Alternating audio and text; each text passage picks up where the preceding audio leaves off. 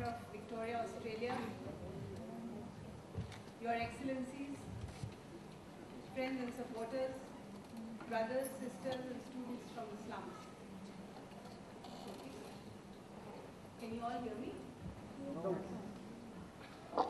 Oh! I'm truly delighted and honored to be able to address this distinguished audience this evening as we mark 25 years of Asha, the organization I am proud to have founded. Let me place our work in context. India has been independent for well over half a century. We have just celebrated 63 years since the adoption of our constitution. It is a constitution that promises social, economic and political justice to all India's citizens and equality of status and opportunity. Yet all around us we still see extreme poverty and injustice. Asha was founded in the belief that India's poor deserve to enjoy the riches of this great country's freedom and the security that comes from social justice.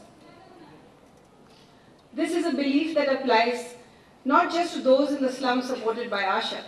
It is a belief that applies to all the marginalized in this country. Overcoming poverty is not a task of charity. It is an act of justice. Our constitution also promises fraternity, a spirit of brotherhood, a pledge that all citizens will be treated with dignity. This is one of the values that we in Asha hold most dear. I do not believe in handouts, in treating our fellow citizens as deserving of pity. We need to behave towards India's poor with true compassion, restoring to them the dignity that is their right. It is too easy to value people for their wealth or the location of their homes. Instead, I believe we need to value people for the content of their character. On that basis, some of the most beautiful characters I have encountered over the past 25 years have been in Delhi's slums. But our work is not simply about ensuring that the marginalized gain the benefits of freedom. With freedom comes responsibility. Asha helps slum dwellers take responsibility for their own lives and helps them become good citizens. In everything we do, we encourage individuals to see their own value, but also to respect the rights of their neighbors and the wider community. So dignity and responsibility are two of Asha's most keenly felt values. We also place much stress on non-violence. Working in the great traditions of Gandhi and Martin Luther King, we do not seek to make enemies or to confront our opponents. Aggression and confrontation are replaced by love. But this does not mean passivity or weakness. It is active peacemaking, a belief in the inherent worth of dialogue with our opponents. It is about persuasion, reconciliation, and building bridges.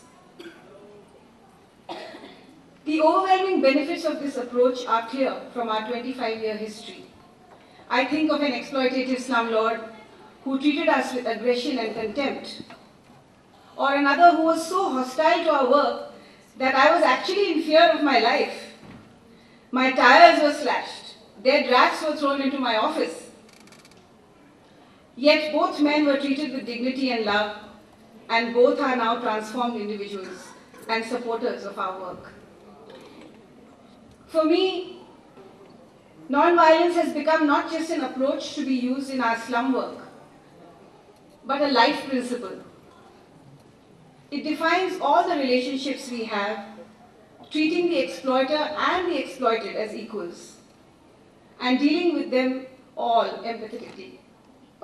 Ours is a vision of achieving both social justice and social harmony. Faced with so much poverty and so much injustice all around us, it can be easy to despair. Yet I believe we can all make a difference. with the values that I have described comes changed behavior, a real change that comes from the inside. Through these values, some of the poorest people in the world have become a force for liberation, for transformation. Step by step, these values have brought hope to hundreds of thousands of slum dwellers in Delhi and hope to the broader community that things can change for the better. We are seeing anguish and disharmony being replaced by justice, compassion, and joy. Asha is, of course, not yet in a position of ease, nor do we want to be. Our work must continue as a constant striving. But we are fueled by dreams, not just for social justice in India, but for the whole world. Our nations and our peoples are too closely knit together today for anyone to imagine that they can live apart. We want Asha to be a global beacon of light and hope, showing what is possible through the compassionate human spirit. Much of our work is about systemic interventions to ensure justice and equality for the poor. We have a vision of what needs to happen in society. But we focus too on the individual, on the child in a slum who has opportunities and hope as a result of our work, on the woman who with our support can now believe in her own worth and strive to reach her full potential, on the man who can now support his family financially and emotionally. I think of Mahesh, who's here among us today. His widowed mother brought up 7 children on 30 rupees a day. Mahesh, who with our support is now a student at the Delhi College of Engineering. I am so delighted that this evening we will have the chance to hear more about the impact of Asha's work on such precious individuals. I began this speech by talking about the Indian Constitution.